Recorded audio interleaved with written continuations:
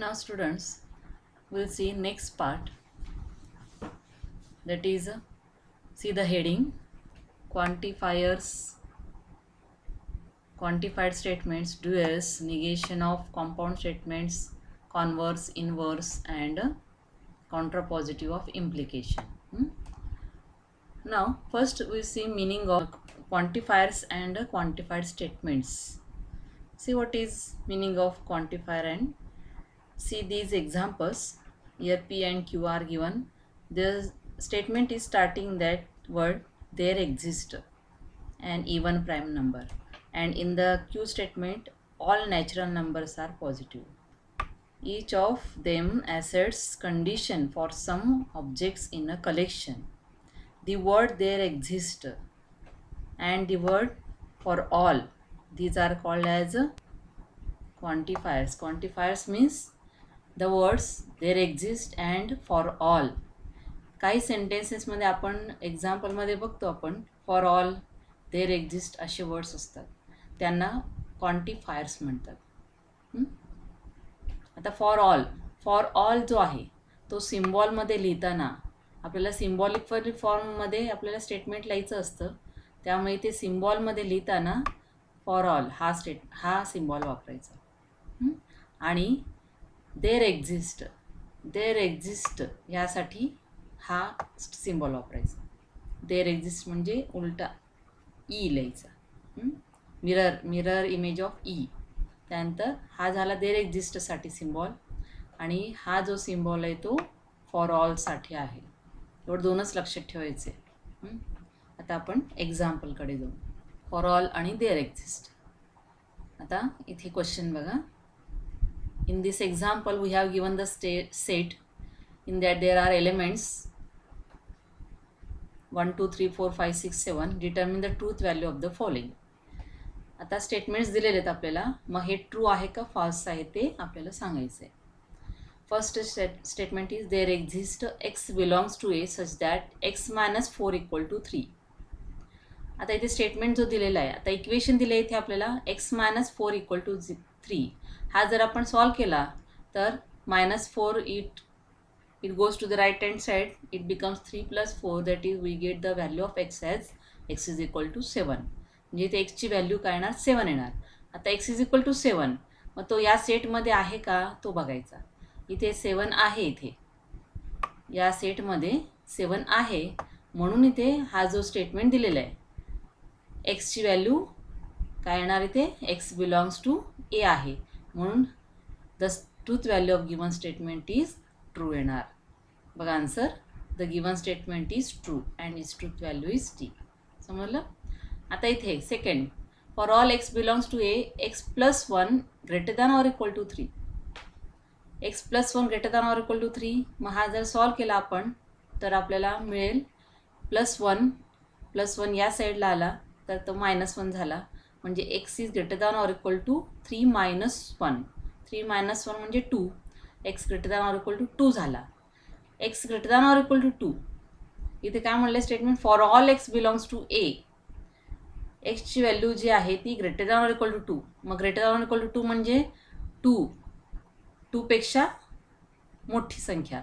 मग 2 3 4 5 6 7 8 असं कंटिन्यू होणार. पण आपल्याला इथे स्टेटमेंट जो आपल्याला जो सेट दिलेला आहे तो फक्त 1 to 7 आहे. इथे यामध्ये 1 आहे, पण या एक्झाम्पल मग आपण जर सॉल्व केला तर x greater than or equal to 2 आहे, म्हणजे 1 यात येत नाही, आणि greater than or equal to 2 म्हणजे तो कंटिन्यू झाला, म्हणून हा जो आपल्याला दिलेला आहे स्टेटमेंट जो आहे तो फॉल्स येणार. So here the truth value of given statement is या. सगळे एक्झाम्पल असे सॉल्व करायचे आहेत आपल्याला. बघा इथे सॉल्व्ड एक्झाम्पल दिलेले आहेत. आता नेक्स्ट पार्ट जो आहे तो आपण बघणार आहे ड्युअल. हा खूप महत्त्वाचा पार्ट आहे ड्युअल.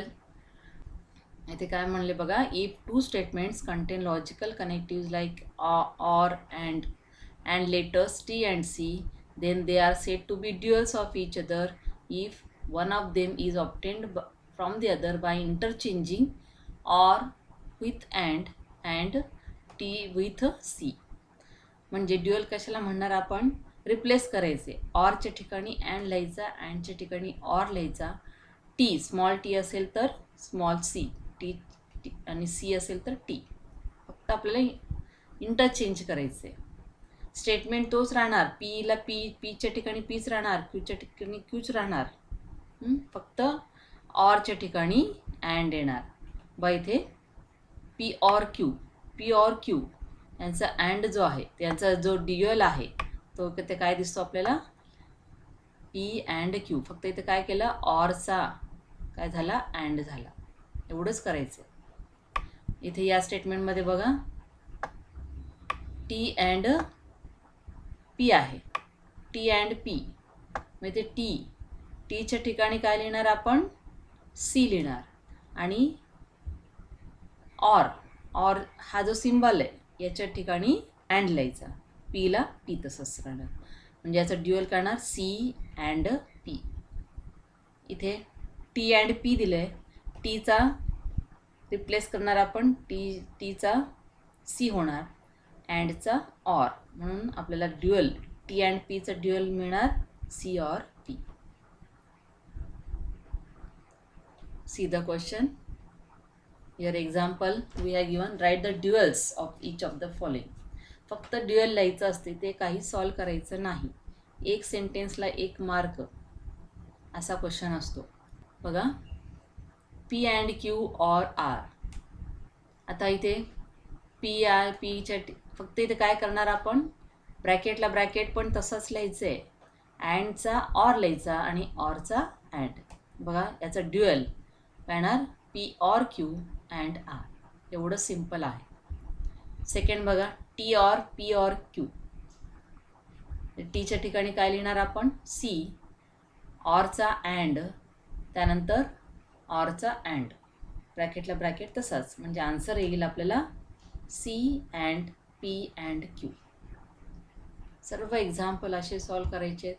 इथे इक्वॅलंटला इक्वॅलंटच राहणार. स्क्वेअर ब्रॅकेट जो आहे तो तसंच राहणार. निगेशनला निगेशन. बघा इथे पी अँड, मग यातच ड्युअल काय लिहिणार आपण, पी ऑर निगेशन क्यू, ऑरचा अँड पी ऑर क्यू, ऑरचा अँड आर निगेशन आर. आहे तसंच इथे पण तसंच आहे. बघा इथे याचं काय ना, फिफ्थ एक्झाम्पलचं p and q and r equivalent to p and q and r. तुम्हाला ड्युअल. आता नेक्स्ट पार्ट आहे कॉन्व्हर्स, इन्व्हर्स अँड कॉन्ट्रापॉझिटिव्ह. जेव्हा इम्प्लिकेशन स्टेटमेंट्स असतात ते 3 प्रकारे लिहिता येतात. पी इम्प्लाइज क्यूचा, क्यू इम्प्लाइज पी. जेव्हा आपण क्यू इम्प्लाइज पी लिहितो आपण त्याला कॉन्व्हर्स म्हणतात. आणि negation of p implies negation of q याला इन्व्हर्स. आणि negation q implies negation p याला कॉन्ट्रापॉझिटिव्ह. असे 3 स्टेटमेंट आपल्याला लिहायचे आहेत. Converse, inverse and contrapositive. खूप महत्त्वाचा पार्ट आहे हा.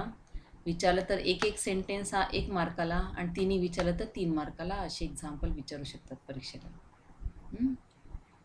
त्याचा एक्झाम्पल बघू.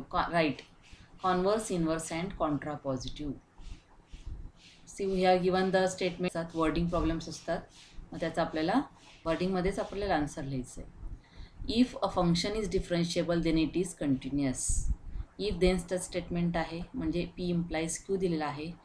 पी म्हणजे काय घेणार आपण, अ फंक्शन इज डिफरन्शिएबल, आणि क्यू म्हणजे इट इज अ डिसकंटिन्युअस असं आपण घेणार.